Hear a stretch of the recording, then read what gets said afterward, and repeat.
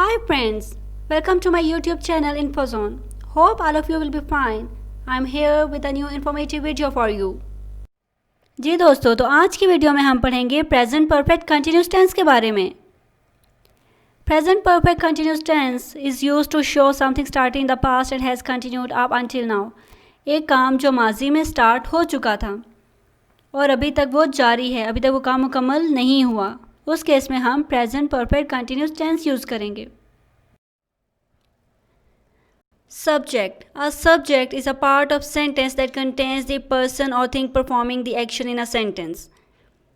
Subject वो इंसान है जो कोई काम कर रहा होता है.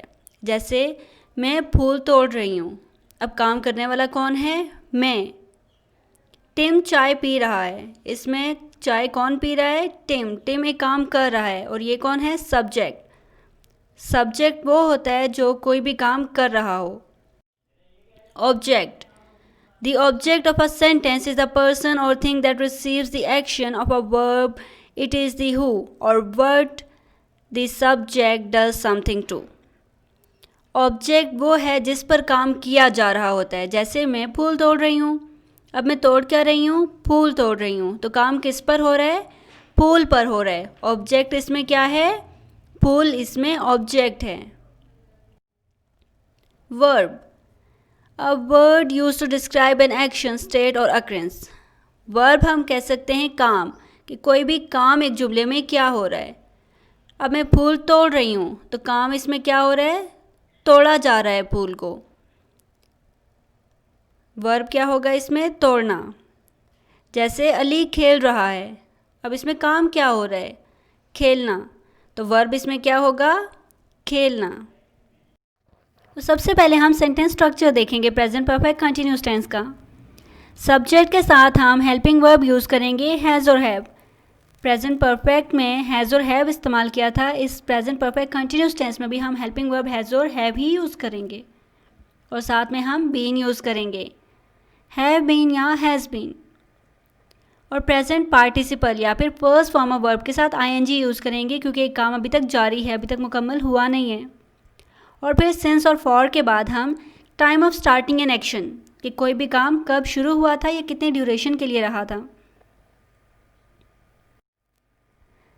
सिंस और फॉर. सबसे पहले हम देखेंगे सिंस और फॉर यूज़ कहाँ होता है और किन केसेस में सिंस को यूज़ करेंगे और किस केस में फॉर यूज़ करेंगे.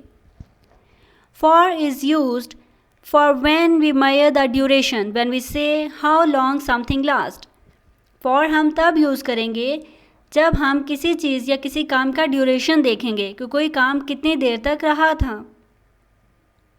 फॉर 5 मिनट्स 5 मिनट के लिए. फॉर 6 मंथ 6 महीने या फॉर 7 ईयर्स 7 साल के लिए. क्या शो कर रहा है? ड्यूरेशन शो कर रहा है कि कोई काम कितनी देर के लिए रहा था. अब हम देखेंगे सिंस कहाँ यूज़ होता है. Since gives the starting point of actions, events और states. It refers to when things begin. Since हमें किसी भी काम का स्टार्टिंग पॉइंट बताता है. सिंस और फॉर में क्या फ़र्क है? फॉर हमें ड्यूरेशन बताता है जबकि सिंस हमें स्टार्टिंग पॉइंट बता रहा है. जैसे सिंस 8 o'clock 8 बजे से. सिंस मंडे पीर से या फिर सिंस मार्च मार्च से. एक काम कब शुरू हुआ उसका स्टार्टिंग पॉइंट बताएगा हमें सिंस. और फॉर हम तब यूज़ करेंगे जब हम किसी भी काम के ड्यूरेशन की बात करेंगे.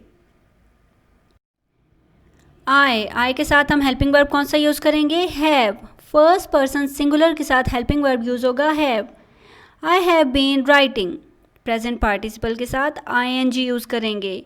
और आईएनजी क्यों यूज़ हो रहा है? क्योंकि काम जारी है जो अभी तक मुकम्मल हुआ नहीं है. I have been writing a story for 5 minutes. 5 minute उस काम की ड्यूरेशन बता रहा है कि कोई काम कितनी देर के लिए रहा. 5 मिनट के लिए है, इसलिए हम इसके लिए फॉर यूज़ करेंगे. He has. Third person singular के साथ हम हैज़ यूज़ करेंगे. He has been writing a story since 7 o'clock.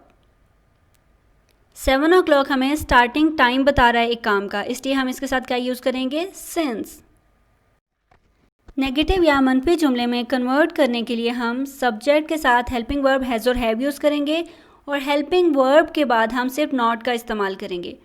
इसके अलावा बाकी सेंटेंस स्ट्रक्चर हमारा सेम रहेगा जो कि अफर्मेटिव में था। सब्जेक्ट के साथ हेल्पिंग वर्ब के बाद सिर्फ हम नॉट यूज़ करेंगे, हैव नॉट और हैज़ नॉट। फिर बीन, प्रेजेंट पार्टिसिपल और आईएनजी, फिर सिंस और फॉर और फिर time. I have not been writing a story for 5 minutes. I के साथ हमने क्या यूज़ किया, हैव, और हेल्पिंग वर्ब के बाद हम क्या यूज़ करेंगे, नॉट, क्योंकि हम इसको नेगेटिव में कन्वर्ट कर रहे हैं।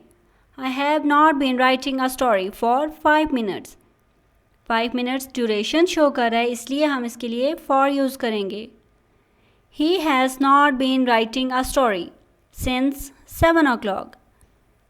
ही जो है थर्ड पर्सन सिंगुलर के साथ हेल्पिंग वर्ब हैज़ यूज़ करेंगे और हेल्पिंग वर्ब के बाद not. He has not been writing a story since 7 o'clock।